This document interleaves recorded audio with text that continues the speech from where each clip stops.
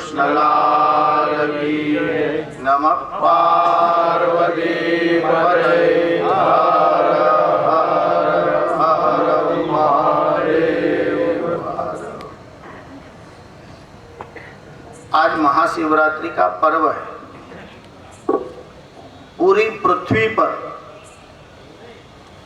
आप सब पृथ्वी से परिचित हो या नहीं, पर अभी पृथ्वी की बात करता हूं। वस्तुतः तो पूरे ब्रह्मांड का कोई पहला पर्व हो, आदि पर्व हो, तो वह शिवरात्रि का पर्व है।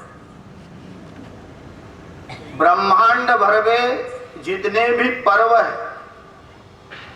कोई भी उत्सव मनाया जाता हो, पर सबसे पहला कोई पर्व है, आरंभ जिससे हुआ है पर्व का, उत्सव का, वह शिवरात्रि का पर्व है। बाकी जितने भी अवतार हुए, कोई साधु संत महात्मा आचार्य पीर पैगंबर जितने भी हुए, और हर किसी के निमित्त से कोई न कोई उत्सव मनाया जाता होगा, पर सभी अवतारों ने जिस पर्व को मनाया है, सभी अवतारों ने जिनकी स्तुति की है, कई अवतारों ने जिनकी स्थापना की है, वे भगवान शिव है, वे भगवान शंकर है। अब अद्भुत विषय यह है, जैसे कृष्ण की कथा करनी हो तो कृष्ण से अधिक कौन जान सकता है। कथा करने वाले, भागवत की, श्री कृष्ण की कथा करने वाले वक्ता परमहंस सुखदेव जी भी भगवान शंकर के ही अवतार है। पर जब सुखदेव जी कृष्ण कथा करने लगे तो कथा करते करते सुखदेव जी समाधिस्थ हुए। अब समाधि में देह और इंद्रिय का तो ध्यान रह नहीं सकता। समाधि में आप बोल नहीं सकते, समाधि में आप सुन नहीं सकते। जब आप समाधि में जाते हो तो देह और इंद्रियों का ध्यान संभव नहीं है। अब सुखदेव जी को समाधि लग गई तो कथा कौन करेगा। इसलिए स्वयं श्री कृष्ण ही, जो सुखदेव जी के हृदय में विराजमान है, वे ही कथा करने लग गए। श्री कृष्ण की कथा श्री कृष्ण ही करने लग गए।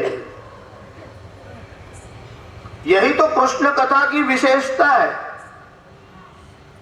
यह थोड़ी भूमिका हम आपको इसलिए बता रहे हैं, जैसे श्री कृष्ण की कथा करने के लिए स्वयं श्री कृष्ण ही सुखदेव जी के हृदय में विराज करके कह रहे हैं, वैसे भगवान शंकर की स्तुति भी भगवान शंकराचार्य ही बोल रहे हैं। शंकराचार्य कौन है?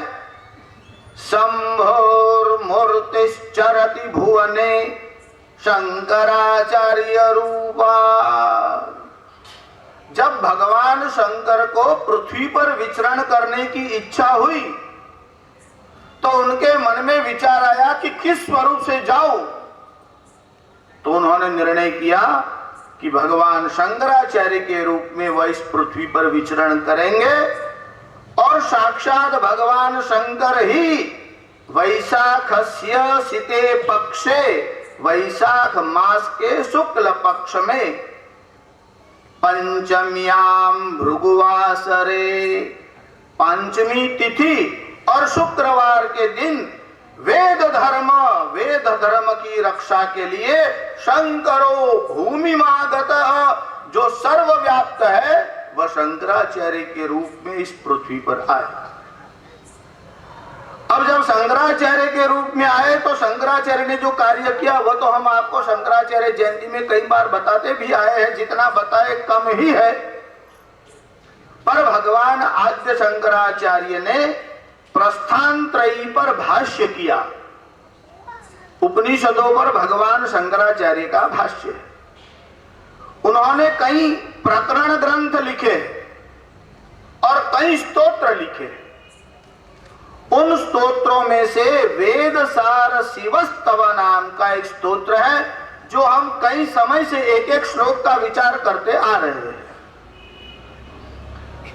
उसी वेद सार शिवस्तव, क्योंकि यह भगवान शिव का जो स्तवन है, स्तोत्र है, यह जो भगवान शंकर का स्तोत्र है वह वेदों का सार इसमें बताया है, इसीलिए इसका नाम है वेद सार शिवस्तव।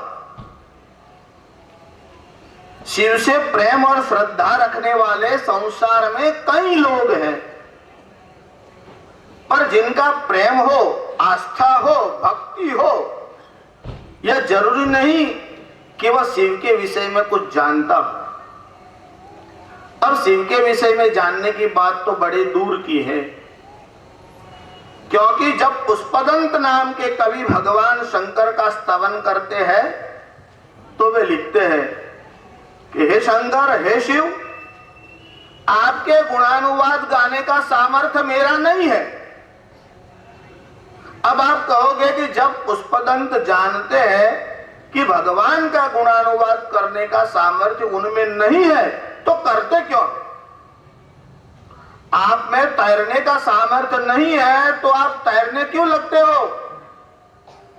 पुष्पदंत कहते हैं कि हे भगवान, हे शिव, आपके गुण ऐसे हैं कि ब्रह्मादि देवता भी आपका स्तवन करने का सामर्थ्य नहीं रखते। अब ब्रह्मा आपकी स्तुति क्यों करते हैं? विष्णु आपकी स्तुति क्यों करते हैं? आप कहोगे कि वे स्तुति करने का सामर्थ्य नहीं रखते, पर अपनी शक्ति के अनुसार, बुद्धि के अनुसार वे आपके गुण गाते हैं। अगर ब्रह्मादि देव अपनी शक्ति के अनुसार गाते हैं तो मैं अपनी शक्ति के अनुसार गाता हूं। अगर आपके संपूर्ण गुण जानने वाला ही स्तुति करेगा, ऐसा नियम बनाया गया, तो ब्रह्मा भी आपकी स्तुति नहीं कर सकेगा, हम कहां करेंगे? पर जैसे ब्रह्मादि देवताओं का प्रयत्न उचित है कि वे अपनी शक्ति के अनुसार आपका गुणानुवाद करते हैं, वैसे मैं भी अपनी शक्ति के अनुसार आपका गुणानुवाद करता हूं। तो शंकराचार्य भगवान शिव की स्तुति कर रहे हैं। स्तुति इस ढंग से करते हैं कि कोई तत्व का ज्ञाता न भी हो, कोई वेदांत का विद्यार्थी न भी हो, और श्रद्धा और भक्ति से इस स्तुति को अगर करता जाएगा, गाता जाएगा, तो धीरे धीरे वेदांत और उपनिषदों का सार उसकी समझ में आता जाएगा। इतनी सरलता से, जैसे किसी बच्चों को बूटी पिलानी हो तो घोंट करके एकदम बारीक बना करके धीरे धीरे चटाते हैं, क्योंकि अभी दांत ही नहीं है, खाने की बात तो बहुत दूर की है। तो बच्चों को बूटी पिलाना हो तो इसको घोंट करके बहुत बारीक बनाया जाता है। तो भगवान आद्य शंकराचार्य ने वेदांत और उपनिषदों के दिव्य सिद्धांत को सभी जीवों को आस्वादन कराने के लिए इस स्तोत्र की ऐसी अद्भुत रचना की कि वेद का सार इसमें भर दिया है। आगे के कई श्लोकों का विचार तो हम कर चुके हैं। अब इस श्लोक में भगवान शंकराचार्य गाते हैं, अजम शाश्वतम कारणम कारणानाम शिवम केवलम भासकम भासकानाम तुरीयम तमपारमाद्यन्तहीनम प्रपद्ये परम पावनम द्वैतहीनम नमस्ते विभो विश्वमूर्ते नमस्ते नमस्ते चिदानंद मूर्ते नमस्ते नमस्ते नमस्ते तपो योग गम्य नमस्ते नमस्ते श्रुति ज्ञान गम्य। इस श्लोक के आरंभ में कहते हैं अजम शाश्वतम। हे भगवान शंकर, आप कैसे हैं? अजम। अजम क्या होता है? ज का अर्थ होता है जन्म। जैसे वारिज, वारी मानी जल, और और जल से जिसका जन्म हुआ है मानी कमल, तो उसको कहते हैं वारिज। एक नाम है कमल का पंकज, पंक मानी कीचड़, और ज मानी जन्मा हुआ, जो कीचड़ से पैदा होता है उसको कहते हैं कमल। तो ज का अर्थ होता है जन्म। संसार भर के जितने भी जीव है, संसार भर के जितने भी पदार्थ है, उनका जन्म होता है।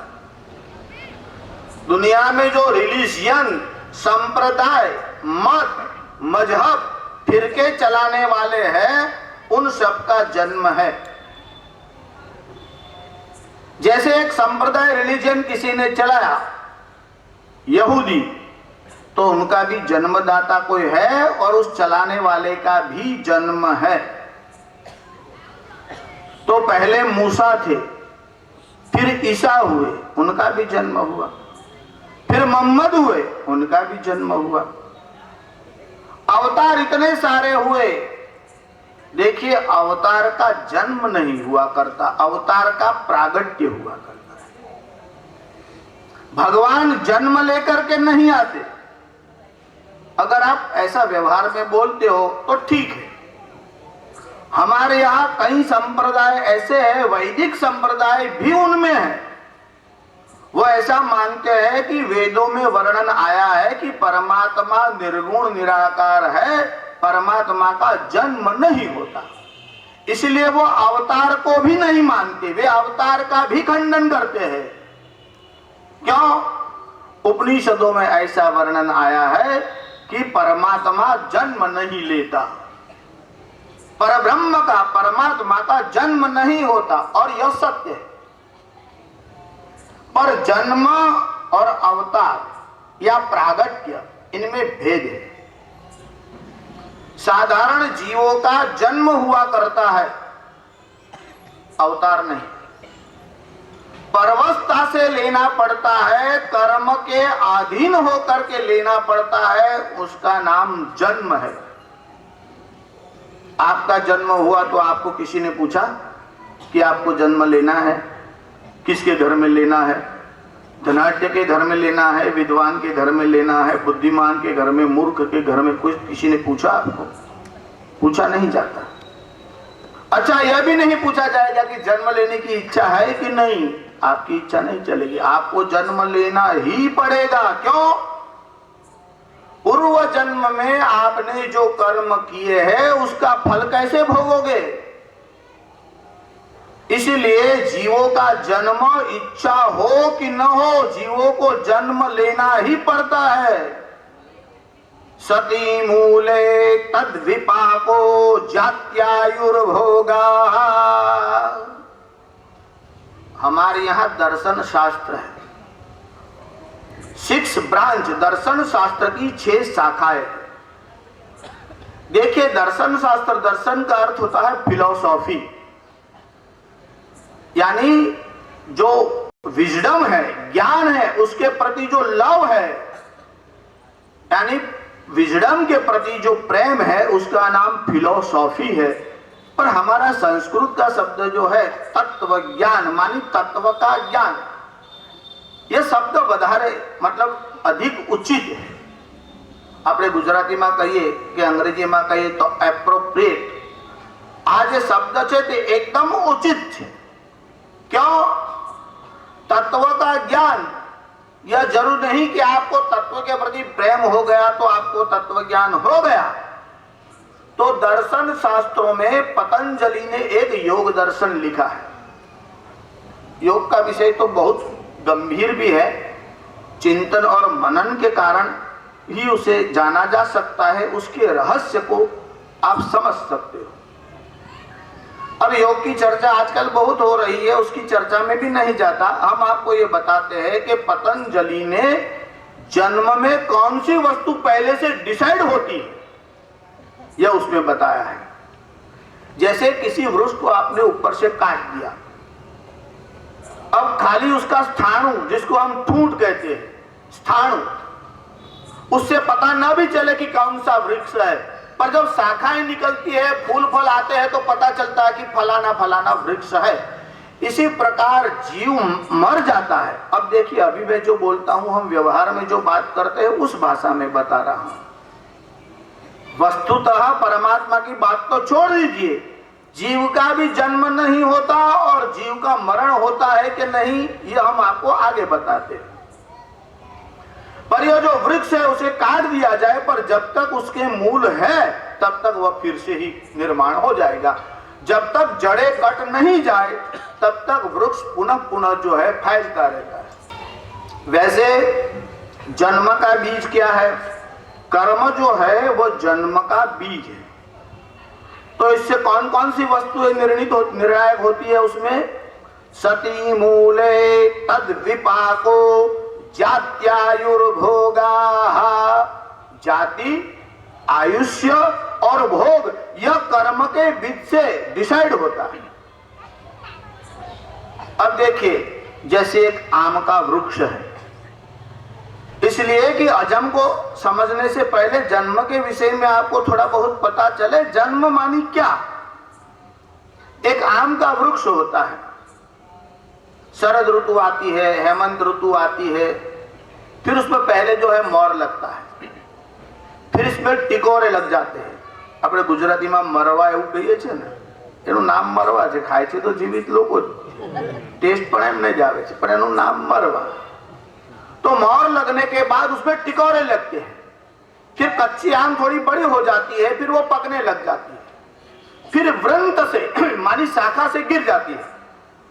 अगर ज्यादा पकी हो तो फट जाती है, और फट जाए तो गुठली जमीन में जाती है, और वर्षा के बाद वह पुनः निकल करके आती है। अब यह गुठली है, उसको आप कांच के कबाड़ में रख दीजिए, उसमें आम का वृक्ष नहीं होगा। वृक्ष कैसे होगा?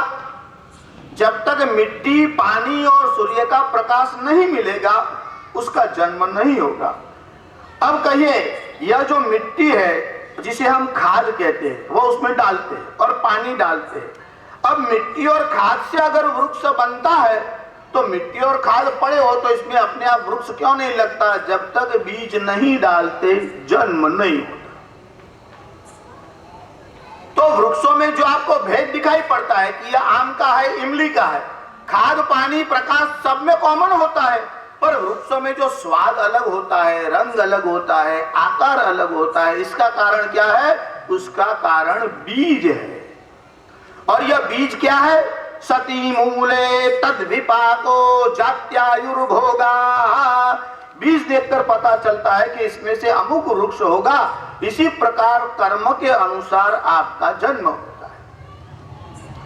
परमात्मा जब आते हैं तो परवस्था से नहीं आते, कर्म भोगने के लिए नहीं आते, हमारे और आपके ऊपर नहीं, संपूर्ण ब्रह्मांड के ऊपर अनुकंपा करने के लिए भगवान आते हैं। जिनको आना पड़ता है वे जीव हैं और उनको जन्म कहते हैं, और जो अपनी इच्छा से जैसा चाहे वैसा रूप लेकर के आते हैं उनको अवतार कहते हैं।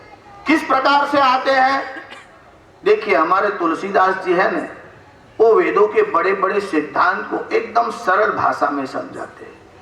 तुलसीदास जी ने कहा, यह राम जी आए हैं, साधारण जीव की तरह नहीं आए, उनका जन्म नहीं हुआ। क्यों आए? प्रागट्य क्यों हुआ? साधारण जीव नहीं और परब्रह्म क्यों है? तो कहते हैं कि गोद्विज धेनु देव हितकारी, कृपा सिंधु मानुष तनुधारी। कृपा सिंधु माने करुणा के महासागर, मानुष तनुधारी मनुष्य का रूप लेकर आए हैं, न कि मनुष्य। मानुष रूप लेना एक वस्तु होती है, वह वास्तविक वस्तु नहीं होती। किसी फिल्म में कोई अभिनेता प्राइम मिनिस्टर बनकर के आता है, शूटिंग चल रहा है, और वहां से बाहर आवे और कलेक्टर आवे तो भी दौड़ेगा सलाम भरने के लिए। क्यों? वस्तुतः वह प्राइम मिनिस्टर नहीं है, वह तो प्राइम मिनिस्टर का अभिनय कर रहा है। अभिनय करने वाला वस्तुतः नहीं होता। तो राम जी तो मनुष्य का शरीर लेकर आए हैं, मनुष्य का रूप धारण किया है, मनुष्य नहीं है। इसी को भगवान आद्य शंकराचार्य बड़े सरल दृष्टांत से समझाते हैं, बहुत अद्भुत लिखते हैं आचार्य से।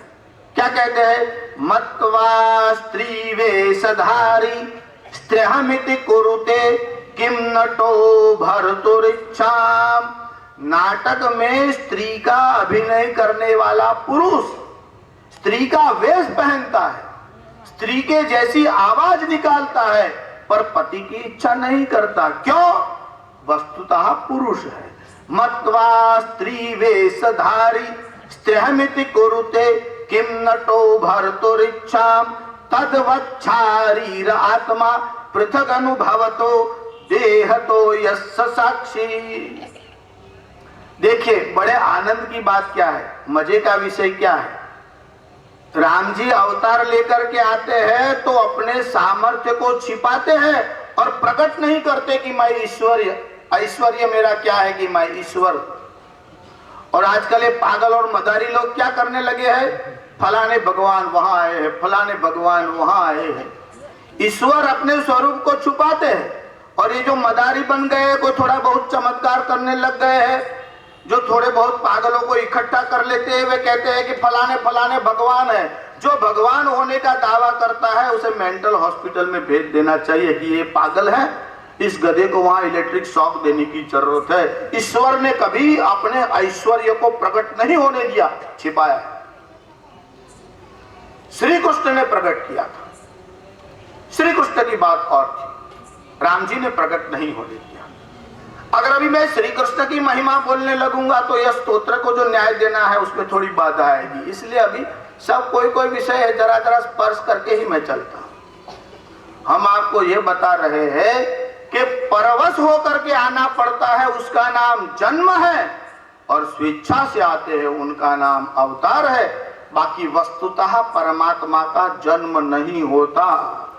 अजम शाश्वतम कारणम कारणानाम। भगवान शंकर कैसे है? अज है। बाकी तो माया से भी अवतार लेते हैं, या तो माया से भी जन्म नहीं लेते। भगवान शंकर के भी अवतार हुए हैं, जैसे हनुमान जी रौद्रावतार। शिव पुराण में 97 भगवान शंकर के अवतारों की कथा आती। यह तो बहुत बड़ा विषय है।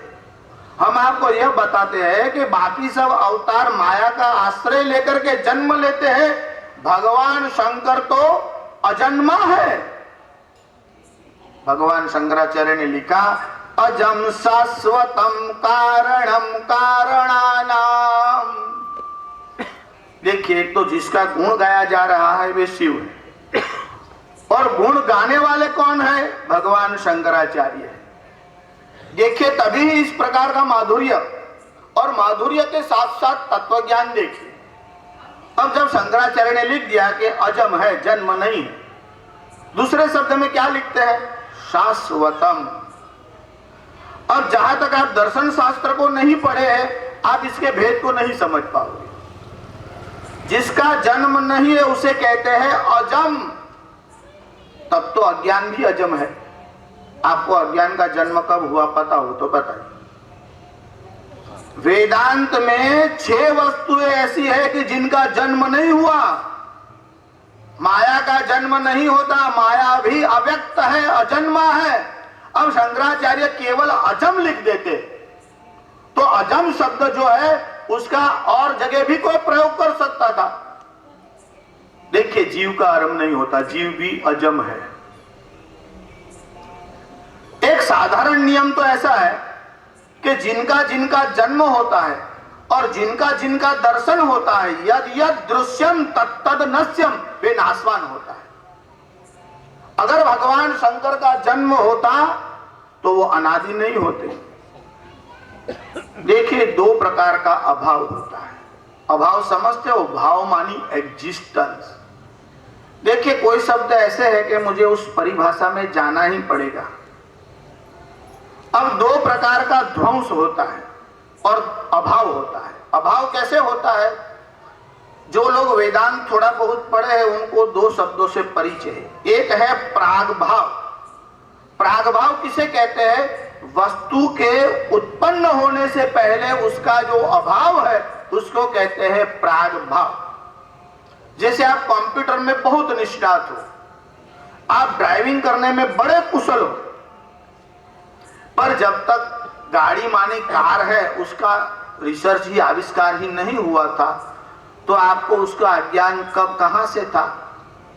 समझो कि अपोलो जो है वो 70 में गया पहली बार, पर अपोलो आरंभ हुआ उसके पहले उसका अभाव कितने वर्षों से था, कोई बता सकता है? नहीं बता सकते। उसकी खोज होने से कितने वर्ष पहले वो नहीं था? 50 वर्ष पहले नहीं था, अरे 100 वर्ष पहले भी नहीं था, 1000 वर्ष पहले भी नहीं था। समझो आपको किसी वस्तु का ज्ञान नहीं, आपको किसी वस्तु का अज्ञान है। अब आपने उस वस्तु को पढ़ा और आपको ज्ञान हुआ, पर ज्ञान होने से पहले कितने वर्ष पहले आप अज्ञानी थे? ओहो, इसका कोई हिसाब ही नहीं है। अगले जन्म में भी ज्ञान कहा था उसका।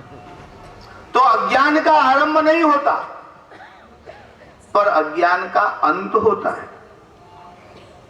अविद्या का आरंभ नहीं होता, पर अविद्या का अंत होता है। इसी प्रकार प्रागभाव जो है, किसी वस्तु का अभाव प्रागभाव है। जैसे घड़ा बनने से पहले घड़े का अभाव था, अब घड़ा बन गया तो घड़े के अभाव का नाश हो गया। तो प्रागभाव अनादि होता है, पर प्रागभाव का नाश होता है। तो परमात्मा अजन्मा है, पर नाश नहीं हो सकता। इसलिए दूसरा शब्द प्रयोग किया, शाश्वतम। अरे अजम तो कई वस्तुएं हैं, पर वो शाश्वत नहीं रहती। अज्ञान और अविद्या अजम है, पर ज्ञान होने के बाद, विद्या होने के बाद उसका नाश होता है। अज्ञान शाश्वत काल तक नहीं रहता। पर आप कैसे हैं? आप अजम भी है, शाश्वतम भी है। अजम शाश्वतम कारणम कारणानाम। शाश्वत किसे कहते हैं? देखिए, ये आचार्य लोग जब लिखते हैं या ऋषि जब लिखते हैं, तो जब तक आपको दर्शन उपनिषदों का अध्ययन न हो, आप स्तोत्र तो पढ़ सकते हैं, पर रहस्य नहीं जान सकते। अब शंकराचार्य ने अजम लिखा, क्योंकि जिन जिन का जन्म होता है उनमें विकार होता है, और परमात्मा में विकार नहीं होता। विकार किसे कहते हैं? जैसे दूध है, पड़ा रहा और दही हो गया, तो दूध का विकार, अब दूध दही बन गया। दूध दही तो बन गया, पर अब दही फिर से दूध नहीं बन सकता, क्योंकि दूध में विकार आ गया। जो जो वस्तु नाशवंत है उनमें विकार आता है, भगवान शिव में विकार नहीं आता। शास्त्री जी भागवत में ऐसी कथा आती है कि भगवान शंकर मोहिनी के रूप को देकर के उनमें तन्मय होकर पीछे पीछे चलने लग गए। अब वह तो आपको भागवत की कथा में कभी सुनाएंगे, उसका रहस्य क्या है। पर एक बात याद रखिए, सिद्धांत यह है कि जिन जिन वस्तुओं में विकार आता है वो नाशवंत होती है। इसलिए भगवान आद्य शंकराचार्य ने श्वेताश्वतर उपनिषद का जब भाष्य लिखा, उसमें एक दूसरा मंत्र आता है, बड़ा अद्भुत मंत्र है। उस मंत्र की उन्होंने व्याख्या की। अब मंत्र का विषय क्या है? मंत्र का विषय यह है कि यह ब्रह्म क्या है और ये सृष्टि क्यों बनी, किसने बनाई, इसका कारण क्या है। जितने भी मत मतांतर है सब बता दिए गए कि इसमें से सृष्टि बनी होगी, यह कारण होगा, यह कारण होगा, यह कारण होगा, सब बता करके श्रुति मानी वेद उसका खंडन करता है। कौन कौन से विकल्प बताते हैं? काल स्वभावो नियतिर्यदृच्छा।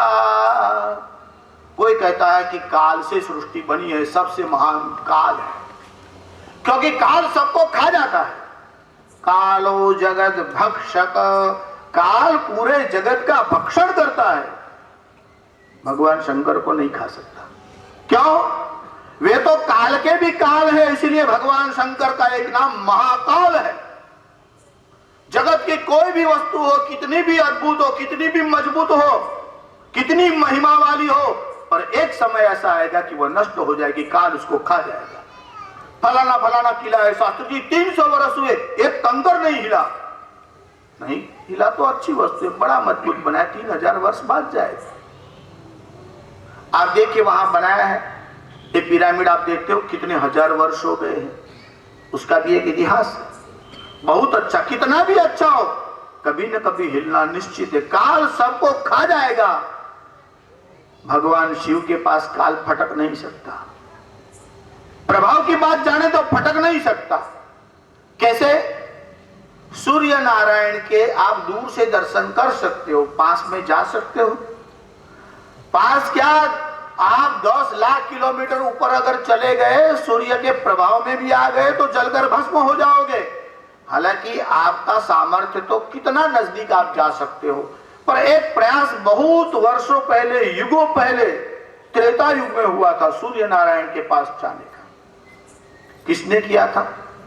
जटायु के भाई ने। क्या नाम था उसका? संपाति।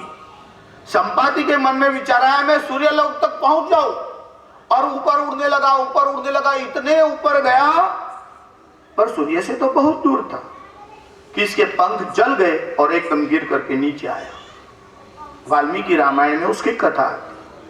अभी हम सब कथाओं को नहीं बताएंगे, हम इतना बताते हैं कि सूर्य नारायण के पास जा नहीं सकते आप। अभी आगे शंकराचार्य बताएंगे कि सूर्य नारायण का जो तेज है वो सूर्य नारायण का नहीं है। आपको लगता है कि आपके घर में इतने सारे बल्ब जल रहे हैं, अगर फ्यूज निकाल दो तो सबके सब एक साथ बंद। भगवान शंकर खाली आंख मूंद ले तो सूर्य क्या, कहां कोई प्रकाश ही न रहे। वो तो महाप्रलय की स्थिति होती है। वो तो हम आपको धीरे धीरे बताएंगे। हम ये बता रहे हैं कि भगवान शंकर जो है अजम तो है, पर शाश्वतम, मानी तीनों काल में रहने वाले हैं। हम आपको उपनिषद का रेफरेंस बता रहे थे, उसमें विकल्प बताए गए हैं कि जगत कैसे बना। काल स्वभावो, कोई कहता है काल से जगत निर्माण हुआ, कोई कहता है कि नहीं ये तो अपने स्वभाव से, जैसे वैज्ञानिक लोग बोलते हैं ना कि परमाणु मिलते हैं आपस में और जगत की रचना होती रहती है, यह उसका स्वभाव है। अब स्वभाव शब्द की भगवान आद्य शंकराचार्य ने व्याख्या की है, काल शब्द की भी व्याख्या की है। काल की व्याख्या करते हुए भगवान शंकराचार्य ने कहा, सर्वभूतानि, जितने सारे भूत है, विपरिणाम हेतु काल। काल किसे कहते हैं? जगत के जितने भी पदार्थ हैं उनमें जो विपरिणाम आता है यह काल के कारण आता है। यह विपरिणाम बताने के लिए अजम शब्द लिखा। क्यों? किसी का जन्म होता है तो इसमें 6 परिणाम होते हैं। कैसे 6 परिणाम होते हैं? अस्थि, पहले जीव माता के उदर में आता है, अभी आपने देखा नहीं है, उसकी मां ने भी नहीं देखा है। आप कहोगे शास्त्री जी आजकल तो साइंटिस्टों ने ऐसे ऐसे उपकरण बना दिए हैं कि जीव अंदर आवे तो दिखने लगता है, पर कब से दिखने लगता है? पहले दिन में दिखता है, दूसरे तीसरे नहीं, बहुत बाद में दिखता है। पहली स्थिति क्या होती है? अस्थि, मानी थोड़ा एहसास होने लगता कि हाँ कोई जीव आया है। फिर जायते, पैदा होता है, वर्धते, फिर धीरे धीरे बड़ा होता है। अस्थि, जायते, वर्धते, विपरिणमते। अगर पुरुष है तो दाढ़ी मूछ आने लगते हैं, स्त्री है तो रजस्वला धर्म में आती है, अंगोपांग पुष्ट होने लगते हैं। अस्थि, जायते, वर्धते, विपरिणमते, अपक्षीयते। 48 वर्ष तक तो धीरे धीरे धीरे धीरे वृद्धि होती जाती है, शरीर पुष्ट होता जाता है। बहुत पुष्ट हो जाए तो भी आपत्ति होती, बहुत क्षीण रहे तब भी आपत्ति होती। वर्धते, बढ़ता जाता है। अपक्षीयते, फिर धीरे धीरे उल्टे क्रम में चलता है, थोड़ा थोड़ा ढीला पड़ता जाता है। अपक्षीयते, क्षीण हो जाता है। नश्यति, और फिर नष्ट हो जाता है। शंकराचार्य को कहना है 6 में से एक भी विकार भगवान शंकर में नहीं है। जब जन्म ही नहीं है तो बाकी के कहां से आएंगे? हम आपको कहते हैं एक राजा ने किसी को शिरच्छेद की आज्ञा दी, अब राजा को आप शब्द बोल दिया, राजा चिढ़ गए। राजा ने कहा इसका शिरच्छेद कर दो। फिर एक वो जो सिर काटने वाला तो वो वहां आया, अब वो प्रधान को बोलने लगा, राजा को अपशब्द बोला है, इसकी जबान काट ले। तो मंत्री ने कहा चुप रहे, बेवकूफ, सर काटने के बाद जीवा काटने की जरूरत ही नहीं रहती। जब सर कट गया है फिर जीव अलग काटने की जरूरत ही नहीं होती। जब जन्म ही कट गया तो अस्थि जायते वर्धते, वह तो रहा ही नहीं। तो षड विकार जो जीवों में होते हैं वो भगवान में नहीं होते। ये आजकल जो पागल लोग हैं ना, कहते हैं कि उनके पैर में चक्र है, गण चक्र है, पैरों में क्या, उनका तो दिमाग ही घुमा हुआ है। जिनको भगवान लिखता नहीं आता, जिनको भगवान शब्द का अर्थ नहीं आता, ऐसे बेवकूफ लोग भगवान बन गए। अजम शाश्वतम, शाश्वत कहते हैं तीनों कालों में रहने वाली जो चीज है उसे कहते हैं शाश्वत। देखिए, एक वस्तु नित्य होती है, एक वस्तु अविनाशी होती है। गीताकार ने बहुत अद्भुत लिखा है, हे अर्जुन, ये आत्मा कैसी है? अज है, अविनाशी है, नित्य है। देखिए, अभी शिव का वर्णन भी कर रहा हूं, वस्तुतः तो जीव भी वस्तुतः शिव है, पर अभी गीता के विषय में भी हम नहीं जाएंगे। अजम शाश्वतम, आपको भजन करना हो, स्मरण करना हो, अगर किसी से प्रेम रखना हो तो शाश्वत वस्तु से रखें। संसार के जितने भी पदार्थ है एक भी शाश्वत रहने वाला नहीं है, सबके सब नष्ट हो जाने वाले हैं। अगर नष्ट होने वाली वस्तु से आप अधिक प्रेम रखोगे, अधिक स्नेह रखोगे, तो वह वस्तु नष्ट हो जाने के बाद आपको अधिक दुख होगा। यह जो चार पुरुषार्थ है, धर्म, अर्थ, काम और मोक्ष, इसमें से शाश्वत वस्तु कौन सी है? दो है, धर्म और मोक्ष। यह शाश्वत है, परलोक में भी काम में आएंगे, दूसरे जन्म में भी काम आएंगे। पर जो वस्तु शाश्वत है उनके लिए लोग प्रयत्न नहीं करते, पुरुषार्थ नहीं करते। किसके लिए करते हैं? अर्थ और काम। अर्थ कहते हैं धन और काम मानी भोग। तो अधिक से अधिक रस धन में आता है, अधिक से अधिक रस भोग में आता है। किसी को धर्म की बात करोगे तो कहेंगे नहीं, अभी क्या जल्दी है, अभी तो जुआन है, बूढ़े हो जाएंगे तब करेंगे, मंदिर में जाएंगे, भजन करेंगे। अब बूढ़ा होगा कि नहीं किसको पता है, कहीं जल्दी पहुंच गया तो। और ऊपर से वारंट आता है ना, तो कभी कभी शीघ्र वारंट आता है, मौका नहीं मिलता। कभी कभी नोटिस आती है जैसे कोर्ट की, वैसे दांत जाते हैं, घुटनों में दर्द होने लगता है, अंग गलने लगता है, ये तो एक एक नोटिस आती है। कभी अर्जेंट भी आता है, एकदम चल बोलते हैं ना तो च यहाँ सुनाई पड़े और ल तो वहां सुनाई पड़े, इतना फास्ट, मौका नहीं मिलता। आप कहोगे कि नहीं नहीं जरा रुक जाइए, जस्ट ए मिनट, मैं जरा चाय पीऊं। नहीं, दूसरे लोग हाथ में से कब लेते हैं, ऐसे ही करके साथ,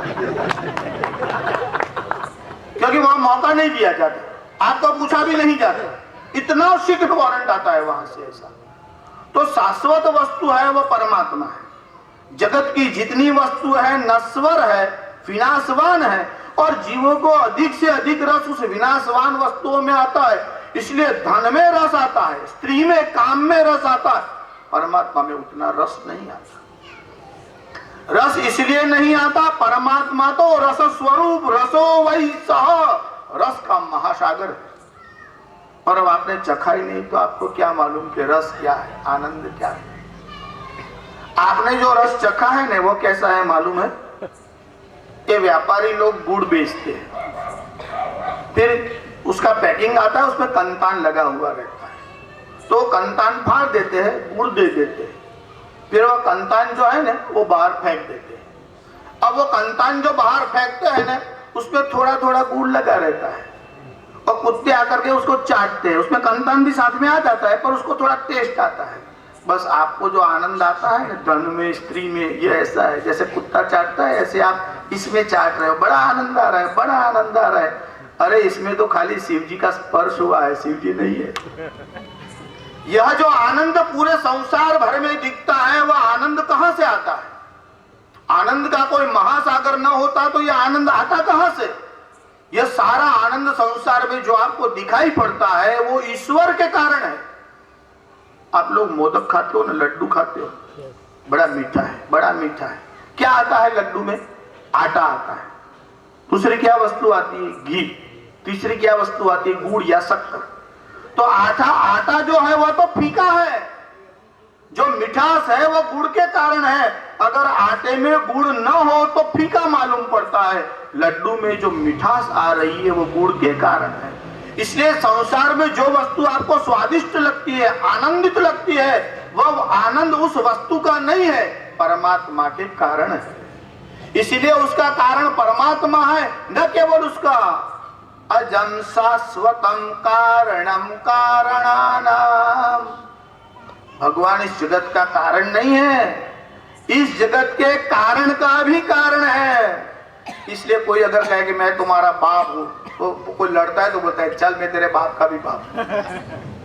वो तो जोश में आता है इसलिए ऐसा बोलता है कि मैं तुम्हारे बाप का भी बाप हूं। पर भगवान शंकर का विवाह हुआ तो ऐसी स्थिति हुई। अब वो संकल्प करते हैं तो ब्राह्मण पूछते हैं कि आपका गोत्र बताइए, पिता का नाम बताइए। अब शंकर सोचने लगे मेरे पिता का नाम। अब महाराज ऐसे नहीं चलेगा कि नहीं, विवाह का काम है, पिता का नाम तो बताना पड़ेगा। अब वहां सारे देवता आए थे, ब्रह्मा भी थे, विष्णु भी थे। अब शिव जी विचार कर रहे थे, ब्रह्मा की और देखा और कहा कि ओ महाराज को बोला ब्रह्मा का नाम बोल दो। बूढ़े दिखते हैं, इतनी बड़ी दाढ़ी है, सफेद है। बोले अब ब्रह्मा। अब वो महाराज चुप रहने वाला नहीं था। पिता पितामह, दादा का नाम बताइए। अब पिता का नाम तो मुश्किल से काम करना था इसलिए बता दिया। फिर इधर उधर देखा, विष्णु को देखा, कहा कि इनका नाम बोल दो। तो बोल दिया पितामह। अब ब्राह्मण बोलने लगा प्रपितामह, दादा के बाप का नाम बताइए। अब भगवान शंकर ने महाराज की ओर देखकर क्या, इन दोनों का बाप मैं हूं, चल विवाह करा। तो ये आप जो बोलते हो वो अलग वस्तु है, वो तो आप दादागिरी करने के लिए बोलते हो। भगवान शंकर तो स्वाभाविक बोल रहे हैं, सत्य कह रहे हैं एकदम। बाकी सबका तो बाद में प्रागट्य हुआ है, मैं ही सबका बाप हूं। कारण का अर्थ क्या होता है? पिता। इसलिए अगर आपको सरल भाषा में कोई पूछे कि भगवान किसे कहते हैं, तो जो सबका बाप हो पर जिसका कोई बाप न हो उसका नाम ईश्वर। ये तो जिनके दो दो बाप है वो भगवान बन करके बैठे हैं। अब इनको यह भी पता नहीं कि पिता किसे कहते हैं। पागलों की जमात खड़ी हो गई है और लोगों में अभ्यास रहा नहीं, न कोई अध्ययन करता है, न वेद पढ़ता है, न शास्त्र पढ़ता है। जिसके जीव में जो आवे वो बोलो। जिह्वाया छेदनम नास्ति, गलत बोलने से जीभ कट नहीं जाती। न तालु पतनाद भयम, न तो तालु गिर जाता है। निर्लज्जो कौन पंडित, निर्लज्ज होकर के जो भी बोलना हो बोलो। अरे पढ़ने की बात तो दूर रही, आगे आता है शिवम केवलम। शिव शब्द का एक अर्थ होता है ज्ञान। जिस देश में ज्ञान का इतना महासागर था, उस देश में लोगों को ये कुछ दो चार पागल लोग सबको ही पागल बना रहे हैं। क्या स्थिति है? तुम हमारा जिसको वसीयत बोलते हैं, हमारी पैतृक संपत्ति जो थी, इस देश में इतना ज्ञान का भंडार था, समझ न सके तुम, रक्षा भी ना कर सके। अभी मैं अपने विषय पर आता हूं, थोड़ा साहित्य के विषय में आपको इसलिए बताता हूं कि वैदिक वाङ्मय की स्थिति क्या हुई है। हमारे यहां कलहण नाम का एक विद्वान हुआ। जो लोग संस्कृत साहित्य पढ़ते हैं उनको पता है, एक बिलहण है, एक कलहण है। कलहण का संस्कृत नाम कल्याण था, फिर हो गया कलहण। उस कलहण ने एक ग्रंथ लिखा जिसका नाम है राजतरंगिणी। अब इसने जो यह ग्रंथ लिखा है 11वीं सदी में लिखा। जब इसने यह ग्रंथ लिखा तो इसका विस्तार बहुत बड़ा था। इसमें 8 तरंग है, जैसे आप चैप्टर बोलते हो, इसमें 8 तरंग है। इसमें जो 8वां तरंग है, 7 तरंगों को एक बाजू में रखो और केवल 8वां तरंग लो, 50%। इतना ग्रंथ वो बड़ा है। कश्मीर में एक ब्राह्मण के पास था, बड़ा विद्वान था। इसमें एक नागरिक वृत्त आता है जिसमें नागरिकों के विषय में विचार किया गया है। न केवल नागरिकों के विषय में, अभी तो मैं इसकी इंडेक्स भी आपको नहीं बता सकता, वो तो बहुत बड़ा विषय है। मैं तो इतना बताना चाहता हूं, वह ब्राह्मण जिसके पास यह ग्रंथ था उसका शरीर छूट गया। अब शरीर छूट गया, इसके 3 पुत्र थे। तो ग्रंथ बड़ा था तो 3 भागों में उसने अपने 3 पुत्रों को दे दिया। उसके बाद कई समय के बाद जब विदेशी लोग हिंदुस्तान में आए, उनका शासन यहाँ होने लग गया और कई विदेशी लोगों ने हमारे वैदिक ग्रंथों का अध्ययन किया। एक विदेशी विद्वान कश्मीर में आया और उसको पता चला कि यहाँ कोई ऐसा अद्भुत ग्रंथ है जिसमें कई विषयों का वर्णन आया है। वह कश्मीर में इसकी खोज के लिए घूमता रहा, क्योंकि वह विद्वान कश्मीर का था। उसको वो तो 11वीं सदी में 12वीं सदी में हुआ। अब जब वो वहां गया तो एक चना बेचने वाला था, उसने चने बांध करके दिया। उसने वो कागज को देखा तो इसमें इस रास तरंगिणी का विषय था। तो चने वाले के वहां गया, कहा कि ये पन्ना कहां से लाया, कि मेरे पास तो पूरी बुक है। तो उसमें से 3 भागों में से एक भाग उस चने वाले के पास मिला। उसने उस ग्रंथ को लेकर के वहां जाकर के प्रिंट करवाया। 1/3 केवल 1/3 भाग मिला, जिससे 400 वर्ष का इतिहास लिखा गया। यह ऐतिहासिक ग्रंथ है। इसमें आगे काव्य की महिमा तो है, पर 1/3 ग्रंथ में 400 वर्ष का इतना ऑथेंटिक इतिहास मिला। वह अंग्रेज पागल हो गया कि इस देश में इतिहास लिखते हैं लोग, पर ध्यान इसलिए नहीं रखते कि इनको इतिहास का ज्ञान नहीं है। ऐसा नहीं है, अपनी कीर्ति की इच्छा नहीं है कि कौन लिखने वाला है, इसलिए वो लापरवाही रखते हैं। हमारे यहाँ लोगों को कीर्ति की लालसा नहीं है। 2-4 ग्रंथों से चोरी करके एक आर्टिकल लिखने वाला अपना नाम बड़े बड़े अक्षरों में फोटो के साथ छापता है, और हमारे ऋषि इतना साहित्य लाते हैं तो अपना नाम तक किसी को याद रहे इसकी चिंता परवाह नहीं करते। और उत्तराधिकारी ऐसे मिले कि इस ग्रंथ को किसी ने ध्यान से प्रेम से रखा नहीं। क्यों? हम अद्वैत सिद्धि नहीं खरीदते। प्रातः काल में अगर अखबार नहीं आए तो 3 बार बाहर आता है, अभी नहीं आया, अभी नहीं आया। अब पड़ोसी गया है कि तेरा चाचा गया है, क्या देखना है अखबार में? अद्वैत सिद्धि। मगर अद्वैत सिद्धि पढ़े तो हमें मिलेगा क्या? आप अखबार खरीदने में 1 वर्ष में जितना पैसा लगाते हो, क्या कभी ऐसे कोई ग्रंथ के लिए आपने रुपया पैसा लगाने की इच्छा की? कहां जाता है आपका धन? अखबार पढ़ने में जाता है, टीवी के बिल में जाता है, पिक्चर देखने के लिए जाते हैं, धूम्रपान करते हैं, व्यसन करते हैं। विद्या व्यासन नहीं किया। संगीत के ऐसे ग्रंथ, शिल्प शास्त्र के ऐसे ग्रंथ, मैं ये सब परिचय देते जाऊंगा तो स्तोत्र का विषय कब आएगा, इसलिए कभी कभी थोड़ा थोड़ा बोल करके हम ये बता रहे हैं कि हमारे पास इतना भंडार था, आज कंगाल क्यों हो गए? धन कहां लगाना इतनी भी सेंस नहीं है। जो शाश्वत वस्तु है उसके लिए प्रेम नहीं है, विद्या के लिए प्रेम नहीं है, वेदों के वांग्मय के लिए, भगवत गीता के लिए प्रेम नहीं है। हम नॉवेल ढूंढ करके लाते, पढ़िए, अखबार भी देखिए कहां कितना समय लगाना चाहिए, कहां कितना धन लगाना चाहिए, इतनी भी अकल नहीं है तो धिक्कार है तुम्हारे मनुष्य जन्म को। क्या किया मनुष्य होकर के तुमने? खाना पीना, बच्चे पैदा करना, यह तो तुमसे ज्यादा कुत्ते और भुंड सुअर भी किया करते हैं। खादते मोदते नित्यम, हमेशा खाते पीते और सो जाते हैं। मनुष्य होकर के ऐसा कौन सा काम किया? अजम शाश्वतम कारणम कारणानाम शिवम केवलम भासतम भाषकानाम। ये तो अजम ही ऐसा है कि मैं खाली अजम का ही विचार करता रहूं, इतना विषय बड़ा है। हमने आपको बताया अविद्या है वह भी अजम है, पर शाश्वत नहीं। यह जो दुर्गुण है वे भी, जैसे राग का जन्म कब हुआ, द्वेष का जन्म कब हुआ? क्या तुम्हारे दादा द्वेष करते थे? उसके पिता, उसके पिता, उसके पिता। अरे हजारों वर्ष पहले भी लोगों में द्वेष की वृत्ति थी। यह द्वेष है, उसका भी जन्म नहीं है, पर इसका नाश हो सकता है, वह शाश्वत नहीं। साधारण मनुष्यों की बात कहां है? विद्वानों में भी द्वेष की भावना आ जाती है। धारा नगरी में जो इतिहास के ज्ञाता है जानते हैं, भोज नाम के प्रसिद्ध राजा। अब मुझे तो आपको रहस्य बताना है। ऐतिहासिक दृष्टि से कालिदास विक्रमादित्य के समय में हुए, कौन से भोज के समय में हुए, इसकी चर्चा में अभी नहीं जाता। हम आपको ये बताते हैं कि भोज के दरबार में कालिदास का स्थान बहुत ऊंचा था। जितने भी पंडित थे प्रतिस्पर्धी थे। कालिदास को जो सम्मान मिलता था उनसे वो सहन नहीं होता था।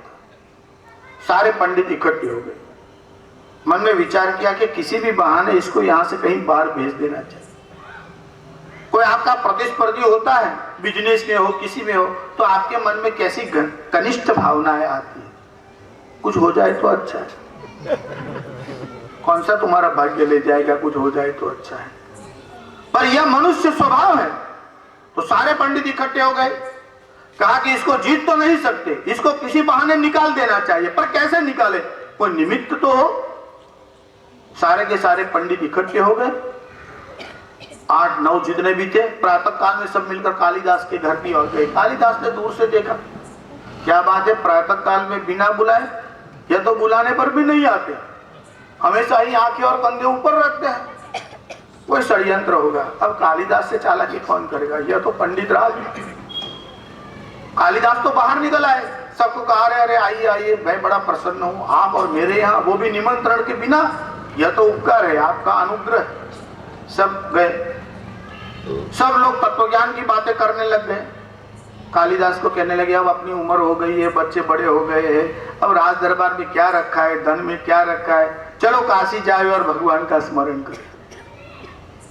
अब ये कालिदास को उपदेश देने आया कि संसार में क्या रखा है, चलो काशी में सन्यास ले लेंगे। कालिदास ने कहा चलो, गए सब लोग। कहा किससे मिलेंगे, बोले बड़े पंडित है, कौन है, विद्यानंद भारती करके, बड़े विद्वान है वेदों के वेदांत। कहा ऐसा करते हैं, इनसे ही दीक्षा ले लेते हैं सन्यास की। अब बाकी तो इस बहाने आए थे कि कालिदास सन्यास लेकर के चला जाए, अब दूसरे को सन्यास देना हो तो लोग ट्रेन से उतार दे, ले ले ले ले, कोई खुद नहीं लेता है। अब ये तो कालिदास के लिए आए थे सारे के सारे। कालिदास ने कहा चलो विद्यानंद भारती के पास आए, कहा कि इनको दीक्षा लेनी है। अब कालिदास ने उनकी ओर देखा, हम भी लेंगे, हम सब लोग लेंगे, आप पहले ले लो फिर हम लेते हैं, आप तो बड़े हैं, विद्वान हैं। कालिदास ने कहा मैं बड़ा हूं, वो तो राज दरबार में, यहाँ तो विद्यानंद भारती के सामने आए हैं, यहाँ तो गुरु की आज्ञा से चलना है। अब गुरु जी जिनको बोले सन्यास लेना है उन सबको ले लेना चाहिए, मुझे बोले मैं भी ले लूंगा। पंडितों ने सोचा गुरु क्यों मना करेंगे, इतना विद्वान है, बुद्धिमान है। विद्यानंद भारती के पास गए, कहा कि भाई देखो बैठिए, सन्यास कोई ऐसी वस्तु नहीं कि हर किसी को भगवा पहना दिया। आजकल तो लोग ऐसा ही समझते, कई लोग भगवा पहनते 2 वर्ष वहां रहते फिर घूम के वापिस आ जाते, और क्यों, महाराज ने विवाह कर लिया तो गया क्यों था, कोई नाटक कंपनी थी, थोड़ी देर में सब पहने निकाल दिया। कई संप्रदाय है उनको केवल संख्या बढ़ानी है, भगवा ही पहनाना है। कौन सा शिष्य, तो तुम्हारी योग्यता नहीं, तुम किसी को सन्यास दो, सन्यास कोई हंसी मजाक है। काम्यानाम कर्मणा न्यासम सन्यासम कवयो विदुः। सन्यास किसे कहते हैं, जो खुद सन्यास के अधिकारी नहीं, वो दूसरे को दीक्षा दे रहे। विद्यानंद भारती ने कहा आप इच्छा रखते हो ठीक है, मगर हम परीक्षा करेंगे, अगर हमें लगा कि योग्य अधिकारी है तो मैं उसे सन्यास दूंगा। और वो जो दूसरे पंडित आए थे वो कालिदास के साथ गए हुए, 3 कालिदास साथ में थे। जो पहला था, जो खास उसमें अग्रणी दिखता था, विद्यानंद भारती ने कहा आपकी महइच्छाएं क्या है, आपकी इच्छा क्या है, या समझो अंतिम इच्छा आपकी क्या है, या तो उत्कृष्ट इच्छा आपकी क्या है, वो बता दीजिए। अब देखिए बातें करनी होती है तो तुम सब लोग अच्छी अच्छी बातें करते हैं, आदर्श की बातें करते हैं, जीवन में हो कि न हो। तो उस विद्वान ने कहा मेरी तो ऐसी इच्छा है, कदा वृंदारण्ये, अरे अरे ऐसा कब योग आवे कि मैं वृंदारण्य में जाऊं। वो कृष्ण का भक्त था, दूसरा था वो राम का भक्त था, तीसरा जो था वो भगवान शिव का भक्त था। तो उसने काशी की इच्छा की, कदा वाराणस्याम, मैं कब वाराणसी में जाऊं और वाराणसी में रहकर भगवान शंकर का स्मरण करूं, और भगवान शंकर का स्मरण करते करते दोनों हाथों की अंजलि सर पर रख करके प्रसीदेत्याक्रोशन निमिषमिव नेष्यामि दिवसान, अये गौरी नाथ, हे गौरी के पति भगवान शंकर, मैं आपका स्मरण करते करते मेरे जो दिवस है वो एक निमेष मात्र में जैसे बह गए हो, ऐसा ही मैं यहाँ वाराणसी में गंगा के तट पर आकर के आपका स्मरण करते करते मेरा आयुष्य बिता दूं, ऐसी मेरी इच्छा है। विद्यानंद भारती ने कहा अरे ये तो बड़ा त्यागी है, बड़ा शंकर का प्रेमी है, कहा इसको मैं दीक्षा देता हूं और इसका नाम आज से शंकरानंद रखता हूं, और शंकरानंद नाम रख करके उसको दीक्षा दी। अब वो गए थे तो कालिदास को दीक्षा दिलाने के लिए, अब पहले उसको ही दिला दी दीक्षा और नाम रख दिया विद्यानंद भारती ने शंकरानंद। वो दूसरा जो बैठा था उसको पूछा आपकी इच्छा क्या है?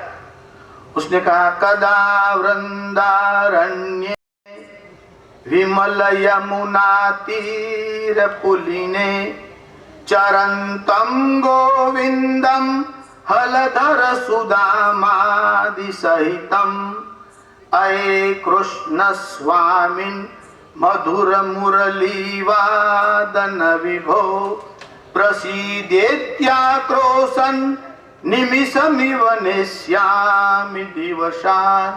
मेरी तो ऐसी इच्छा है कि मैं वृंदावन में जाऊं, यमुना के सुंदर किनारे पर मैं रहूं, और श्री कृष्ण जहां सुदामा और उनके भक्तों हलधर माने बलराम के साथ जहां विचरण करते थे, मैं भी उन भूमि में जाऊं, वहां विचरण करूं। अये कृष्ण स्वामिन्, और भगवान श्री कृष्ण का स्मरण करूं। मुरली मधुर वादन विभो, मधुर मुरली बजाने वाले हे श्री कृष्ण, आपका स्मरण करते करते मैं मेरे आयुष्य को यहाँ पूर्ण करूं।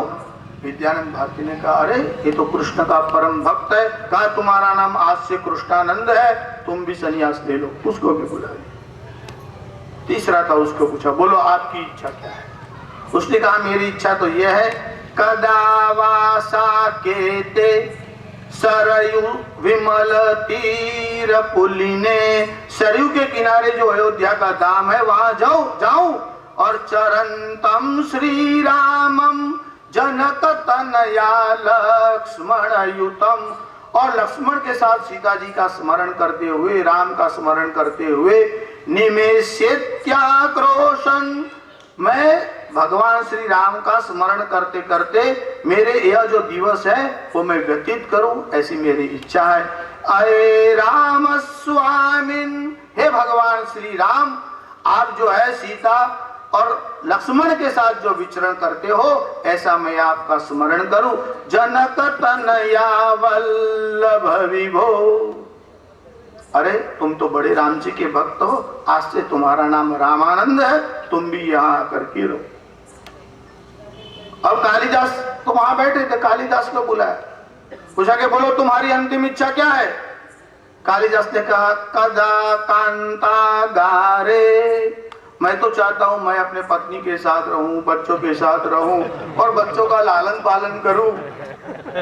अब ये कालिदास तो ऐसा श्रृंगारिक वर्णन करने लगे कि मैं तो श्यामाओं के साथ सुगंधित पदार्थों को भोग करते करते अपने दिवसों को व्यतीत करूं। विद्यान बादल का चल जा, तू सन्यास के लायक नहीं है। अब कालिदास को कोई क्या सन्यासी बनाएगा, पर कोई बेवकूफ बनाने आवे ऐसा संभव हो सकता है क्या? अब कालिदास तो वहां रहते हुए भी सन्यासी होने के लिए भगवा पहनने की जरूर है, यह जरूरी नहीं है। इसके लिए वृत्ति की आवश्यकता होती। हम तो ये बता रहे हैं कि द्वेष की जो भावना है वह भी कई समय से चली आ रही है, वह भी एक प्रकार से अजम है, पर वह शाश्वत नहीं है। किसी में द्वेष हो, राग हो, पर उसका नाश हो सकता है, पर भगवान शंकर कैसे है? अजम भी है, शाश्वत भी है। अजम शाश्वतम कारणम कारणानाम शिवम केवलम भासकम भासकानाम, भासकम भासकानाम, जगत में जितनी वस्तु प्रकाशित दिखाई पड़ती है उन सबको प्रकाशित करने वाले भगवान शंकर है। देखिए यही वस्तु श्री कृष्ण अर्जुन से कह रहे हैं। क्या कहते हैं? यदादित्य गतं तेजो जगद भासयते खिलम यच्चंद्रमसि यच्चाद्यौ तत्तेजो विद्धि मामकम। हे अर्जुन, यह सूर्य और चंद्र को प्रकाशित करने वाला जो तेज है वह मेरा ही तेज है। यह जो भगवान श्री कृष्ण बोलते हैं कि उसे तू मेरा ही तेज जान, अर्थात प्रकाशमान सभी वस्तुओं के प्रकाशक परमात्मा है। शिवम केवलम भासकम भासकानाम तुरीयम तम पारमाद्यंतहीनम। तुरीयम एक अर्थ तो होता है चौथा, पर चतुर्थ नहीं। ये वेदांत की जो परिभाषा है उसमें ऐसा आता है कि तुरीयम यानी तीनों अवस्था से परे। कौन सी तीनों अवस्था? जागृत, स्वप्न और सुषुप्ति तीनों अवस्था से जो परे है, तुरीयम तम पारमाद्यंतहीनम। देखिए, तुरीय अवस्था में सभी को पहुंचना है। जीव मात्र तुरीय अवस्था से, मतलब 3 अवस्थाओं से ऊपर चौथी अवस्था में पहुंचता है। यह तुरीय अवस्था क्यों बताई गई है? 3 अवस्था, एक तो जीव जागृत होता है, फिर स्वप्नावस्था में जाता है। देखिए, आप जब जागते हो और अगली रात स्वप्न में आपने बड़े अच्छे मिष्टान देखे हो, तो क्या जागृत में आपकी भूख उससे मिट सकती है? नहीं मिट सकती। क्यों? वो स्वप्नावस्था के थे, जागृत में काम नहीं आ सकते। इसी प्रकार स्वप्नावस्था में हो और ऑपरेशन करना हो तो जागृत अवस्था के छड़ी काम में नहीं आती, वहां सीजर और चाहिए, जागृत की कोई लगा दे आपत्ति हो सकती। अवस्था बदलती है तो जगत भी बदल जाता है। एक जागृत अवस्था का जगत है, एक स्वप्नावस्था का है। और सुषुप्ति मानी डीप स्लीप, जहां स्वप्न नहीं होता, एकदम डीप स्लीप। एक बीच वाली अवस्था होती है, उसे कहते हैं तंद्रा। तंद्रा मानी न जागते हैं न सोते हैं, पड़ोसी को पता चलता है कि सो रहा है। ट्रेन में कभी जाते हो, कोई सोते सोते आपके पर ऐसे ही गिरे, बाजू वाला तो जागता है, उसको पता है। अब ये जाग भी जाता है, सो भी जाता है, न जागता है न सो रहा है, ऐसी अवस्था में है, जाग भी रहा है, सो भी रहा है। और यह जागृत, स्वप्न और सुषुप्ति तीनों अवस्था से परे है। इसका अर्थ यह है कि अवस्था बदलने पर जगत बदल जाता है। तुरीय अवस्था स्वाभाविक है। भगवान शंकर जो है वो तुरीय है। अजम शाश्वतम कारणम कारणानाम, जो कारण के भी कारण है और सभी वस्तुओं को प्रकाशित करने वाले हैं। तुरीयम तमः पार, तमः कहते हैं अंधकार को, और भगवान शंकर जो है वो अंधकार की पार है। क्यों? शिव का ज्ञान होने पर, शिव की अनुभूति रहने पर न तो अज्ञान अंधकार ठहरता है, न तो जगत का कोई अंधकार वहां ठहर सकता है। तुरीयम तमः पारमाद्यंतहीनम प्रपद्ये परम पावनम द्वैतहीनम। प्रपद्ये मानी मैं आपकी शरण में हूं। आप हनुमान जी की स्तुति बोलते हो न, मनोजवम मारुत तुल्य वेगम जितेन्द्रियम बुद्धिमतां वरिष्ठम वातात्मजं वानरयूथ मुख्यम श्रीरामदूतं शरणं प्रपद्ये। प्रपद्ये परम पावनम द्वैतहीनम। हे भगवान शिव, अजम शाश्वतम, ऐसे ऐसे जो आप है, मैं आपकी शरण में हूं। शरण लेना हो तो किसकी ले सकते हैं? जो शाश्वत की शरण में गया है, या जो शाश्वत है। शाश्वत परमात्मा है, और शाश्वत की शरण में गया है मानी ऋषि है, आचार्य है, संत है। पर ऋषि, आचार्य और संत की शरण में किस लिए जाना चाहिए? इसलिए कि वो आपको परमात्मा का पथ बताते हैं। अगर वो ही परमात्मा को नहीं मानते तो आप उनकी शरण लेकर के क्या करोगे? गुरु की शरण में इसलिए जाना चाहिए कि गुरु आपको सत्य का मार्ग बताएगा। अगर गुरु को ही पता नहीं, या कोई गुरु तो ऐसे जो कहते हैं कि कोई ईश्वर है ही नहीं, भगवान है ही नहीं। अब जो ईश्वर नहीं है इसे भी लोग गुरु मानते हैं। यह गुरु कहाँ हुआ? यह तो गुरु घंटाल बोलते हैं हमारे यहाँ पे इसको। जो खुद भटक रहा है, आपको कैसे वो रास्ता मार्ग बताएगा? तो उसकी शरण में जाना है जो स्वयं शाश्वत है। शरणागति में कितना बल है आप देखिए। रामायण में तो कई कथाएं आई है, कई प्रसंग आया है।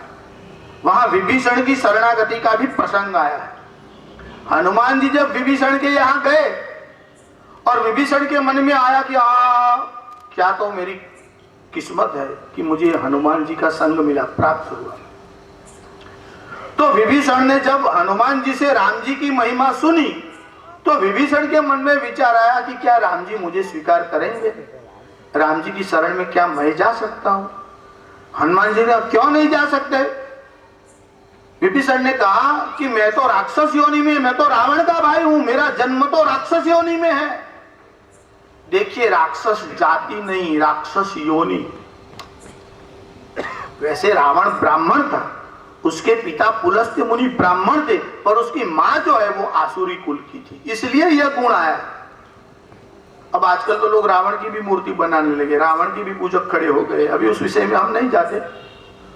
पर जब विभीषण ने शंका की कि मैं तो राक्षस कुल वाला हूं, क्या राम जी मेरे पर कृपा करेंगे, तो हनुमान जी ने कहा, अरे राम जी की महिमा को आप जानते नहीं, कैसे है राम जी? अरे दूसरों की बात छोड़िए, मैं अपना अनुभव बताता हूं कि विभीषण सुनो, मेरा जन्म कहां है? कपि चंचल सब ही विधिहीना, मैं तो वानर कुल में मेरा तो जन्म है, और वानरों के तो कोई उपवास, कोई व्रत, कोई नियम का पता नहीं होता है, विधि को तो जानते ही नहीं है। कहूं कवन मैं परम कुलीना, कपि चंचल सब ही विधिहीना, मैं तो चंचल हूं, वानर हूं, सब विधि से हीन हूं, तब भी मेरे पर राम जी ने कृपा की है, तेरे पर नहीं करेंगे। उसकी शरण में जाना चाहिए। राम जी मनुष्य रूप में आए हैं, साक्षात परमात्मा, अज है, अविनाशी है, और मानस का अनुभव, मनुष्य रूप का अभिनय कर रहे हैं। जब सीता का हरण हो गया और राम जी सीता की खोज के लिए निकले, अब सीता की खोज के लिए राम जी जा रहे थे, और क्या दिखा? रास्ते में जो जटायु पक्षी था उसके पंख कट गए और लहू लुहान होकर के वहां भूमि में गिरा था। पूरी धूली जो है उसके शरीर में लग गई थी, धूली से लथपथ था, लहू से लथपथ था, और राम जी की दृष्टि पड़ी। राम जी वहां बैठ गए। राम जी वहां बैठ तो गए, उस जटायु के सिर पर राम जी ने हाथ रखा। तुलसीदास जी लिखते हैं कि राम जी ने जब जटायु के सिर पर हाथ रखा, उसकी सारी की सारी पीड़ा समाप्त हो गई। अब राम जी जटायु से पूछ रहे हैं, अब जटायु कह रहे हैं कि मेरी ऐसी जो स्थिति है वो रावण ने की है। मैं गया था तो सीता की रक्षा के लिए, पर रावण ने खड़ निकाली, खड़ से मेरे पंख को काट दिया, लहू निकला, मैं नीचे गिर गया। देखिए, जटायु ने कहा कि रावण सीता को लेकर दक्षिण दिशा में गया। एक एक वस्तु को आप ध्यान से सुनिएगा। साधारण व्यक्ति का स्वभाव होता है, पहले अपनी बात बताता है, फिर दूसरे का ध्यान रखता है। तो जटायु ये कह सकता था कि सीता का हरण करके रावण जा रहा था और मैं रक्षा करने के लिए गया और मुझे मार दिया, इस प्रकार बात कर सकता था। और सुनने में, दिखने में अच्छा लगता है कि देखो, पहले सीता की रक्षा की बात की, फिर अपना हाल। अब पहले अपना हाल बताता है कि मेरा ऐसा जो हाल है वह रावण ने किया। कहते हैं कि जटायु जैसा इतना महान भक्त पहले अपने हाल की बात करता है, फिर सीता का समाचार सुनाता है, क्यों? और जबकि लिखने वाले तुलसीदास जी है और कहने वाला जटायु है। इसलिए जब तक टीकाकार रहस्य नहीं बताते, टीकाकारों ने लिखा कि जटायु का कहना यह है कि मेरी ऐसी हालत हुई, इसीलिए सीता का हरण हो सका, मैं जीवित होता था सीता का हरण तब तक नहीं हो सकता था। यानी मेरे प्राण गए तब तक मैंने सीता की रक्षा के लिए प्रयत्न किया। ये पहला हाल इसलिए बताया कि तभी वो सीता का हरण कर सका।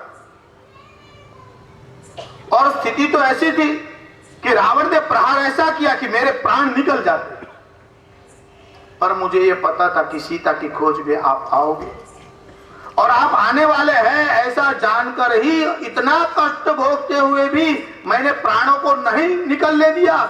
मैं अपने प्राणों की रक्षा इसलिए कर रहा हूं कि आपके दर्शन हो जाए। अब मुझे आपके दर्शन हो गए, अब मुझे आज्ञा दीजिए, अब मेरे प्राण रहना नहीं चाहते, बड़े छटपटा रहे हैं, अब तो मैंने आपके दर्शन भी कर लिए हैं, आप मुझे आज्ञा दीजिए। तो राम जी ने कहा कि इतनी जल्दी क्या है, अपने देह को रखो, संभाल। जटायु मेरी इच्छा है, तुम अपने प्राणों को रखो।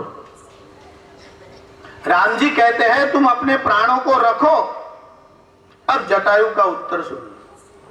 जटायु क्या कहते हैं? जटायु कहता है, बहुत सुंदर बात जटायु की जो भक्ति है उसके उत्तर में एकदम दिखाई पड़ती। जटायु ने कहा कि आपका स्मरण और आपका दर्शन अंतिम समय में होता नहीं है। जाकर नाम मरत मुख आवा। अरे मरण के समय में जिनका नाम भी मुख में आ जाए, जाकर नाम मरत मुख आवा, अधम मुक्ति होई श्रुति गावा। अधम से अधम जीव की भी मुक्ति हो जाती है। सो मम लोचन गोचर आगे, जिनका नाम स्मरण हो जाए तो अधम व्यक्ति की मुक्ति हो जाती है। ऐसे आप मम लोचन, मेरे नेत्रों के सामने खड़े हैं। अब देह कारण के ही, अब मैं किस कारण से देह को रखूं? मेरा जन्म तो सफल हो गया, मुझे और कुछ नहीं चाहिए। इसे कहते हैं मोक्ष। बाकी तो मोक्ष लोग मोक्ष मंडी लगाते हैं आजकल तो, सब्जी मंडी की तरह टमाटर ले जाओ, आलू ले जाओ, मोक्ष ले जाओ, मोक्ष ले जाओ। ये कोई मंडी लगती है मोक्ष की? और राम ने ये नहीं कहा कि हम तुम्हें मोक्ष दे रहे हैं। राम ने कहा, हे तात, तूने अपने कर्मों से ये गति प्राप्त की है। और राम जी के लोक में गया। पर वहां मानस में तुलसीदास जी लिखते हैं कि जब गीत को देखा तो राम जी सीता वियोग के दुख को भूल गए, भक्त को देखकर अपना दुख भी भूल गए। सीता की बात की सुधि भी न रही, याद भी न रही। और कैसा प्रेम है राम जी का। उस गीत को उठा लिया, जहां लहू लहान हुआ था, मिट्टी लगी हुई थी, राम जी ने उस गीत को उठाया और अपनी गोद में रखा। दीन मलिन दयालु विहंग, पर्यो महि सोचत खिन्न दुखारी। राघव दीन दयालु कृपालु को देख दुखी करुणा भई भारी। गीध को गोद में राखी कृपा निधि, नैन सरोजन में भरी वारी। उस गीत को अपनी गोद में ले लिया। भक्त की ऐसी स्थिति देखकर भगवान की आंखों में आंसू आ गए। और जब भगवान की आंखों में आंसू आ गए, भगवान सोचने लगे मैं क्या करूं इसके साथ। और इसके पंख जो गिरे हुए थे, भगवान धीरे धीरे सुधारने लगे। और जटायु की धूली जटा न सो झारी, उसकी धूली साफ करने के लिए भगवान वस्त्र खोलते नहीं गए, अपनी विशाल जटाओं को खोलकर उसकी धूली को साफ करने लगे। प्रपद्ये परम पावनम, यह शरण लेने के योग्य है। अगर आपको यह भी पता न चले कि शरण किसकी लेनी चाहिए, तो मनुष्य जन्म वृथा गतम तस्य नरस्य जीवितम।